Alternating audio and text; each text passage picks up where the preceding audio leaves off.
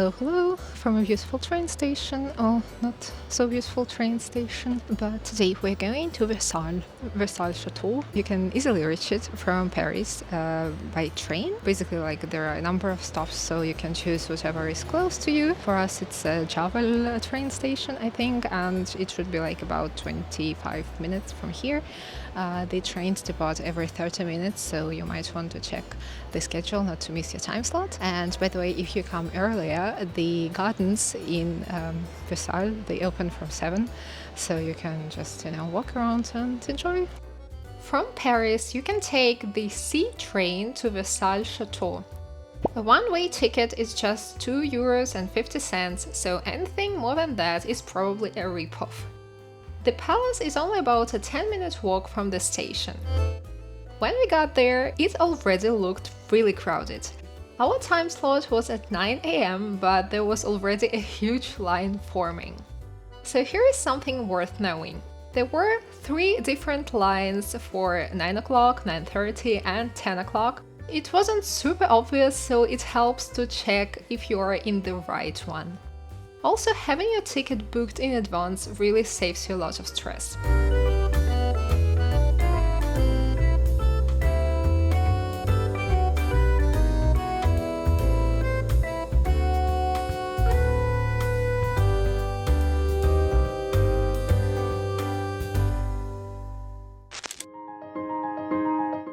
There are a few types of tickets depending on what you are interested in seeing.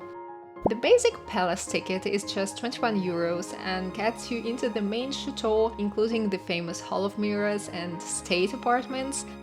That ticket doesn't cover other estates or the gardens on days when the musical fountains or musical gardens are happening.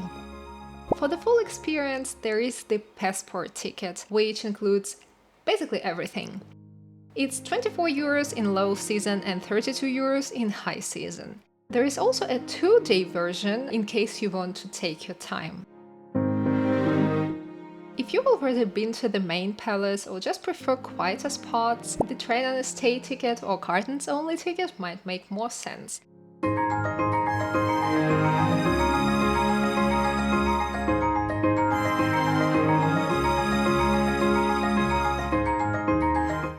If you're an EU resident under 26, entry to the palace and estate is completely free. Just keep in mind that on fountain show days there is still a €10 fee for the gardens. And here they do check documents at the entrance, so it's good to have your ID with you. Also from November to March, the first Sunday of every month is a free admission day for the whole estate. You still need to reserve a time slot though. In my experience, it gets really packed on those free days, so it depends on whether saving money or avoiding crowds matters more to you.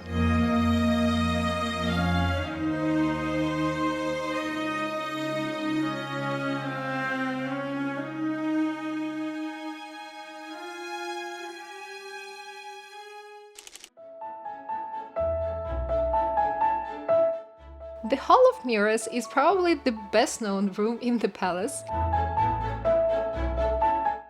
Some people suggest going through the rooms quickly to reach it early, but just a heads up, you can't backtrack, so if you rush, you'll miss a lot on the way.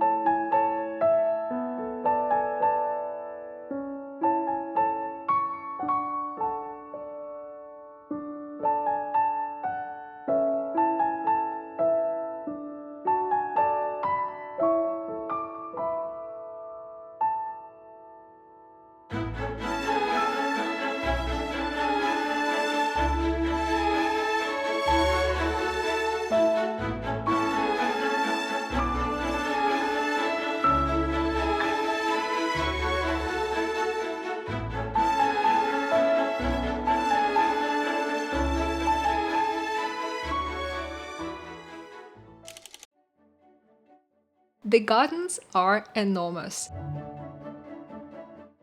We thought we'll spend more time inside the palace, but it turned out we spent the bulk of the day outside. Comfortable shoes are definitely a good idea. There are also options like bike rentals, golf carts, or even rowing boats if you want to explore differently.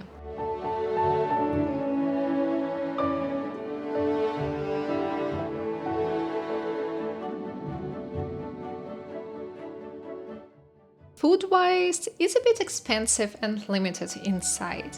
You're allowed to bring your own snacks or lunch, just not inside the actual palace. There are some lovely picnic spots by the Grand Canal that are perfect for a break.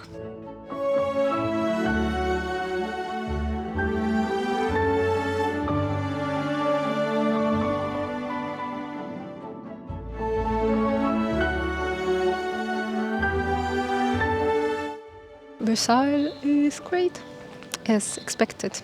Huge, very huge area. Don't hesitate to take a map, because it's likely you'll be lost, but actually they do have some maps, like once in a while in the gardens.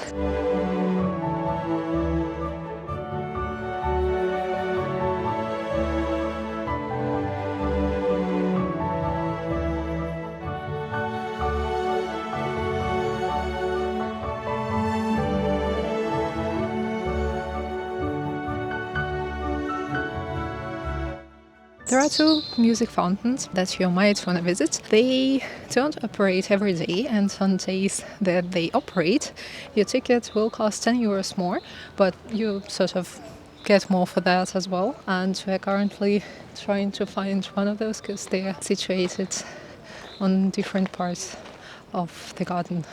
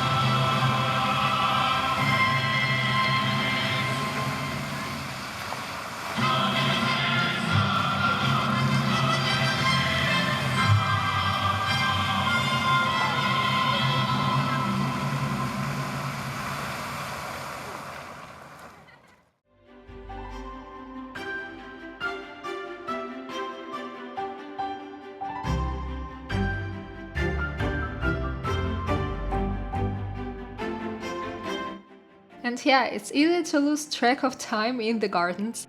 If you're not spending the whole day there, it might help to loosely plan what you want to see, like specific fountains, so you don't wander for hours without realizing it.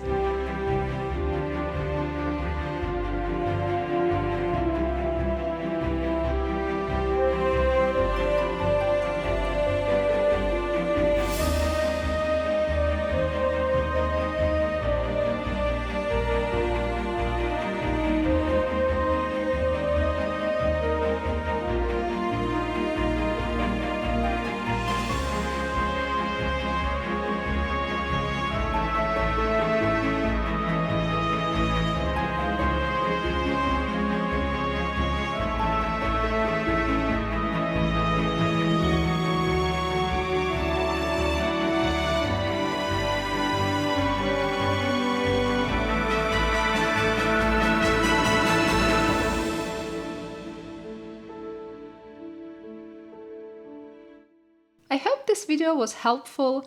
If it was, feel free to subscribe or give me a thumbs up.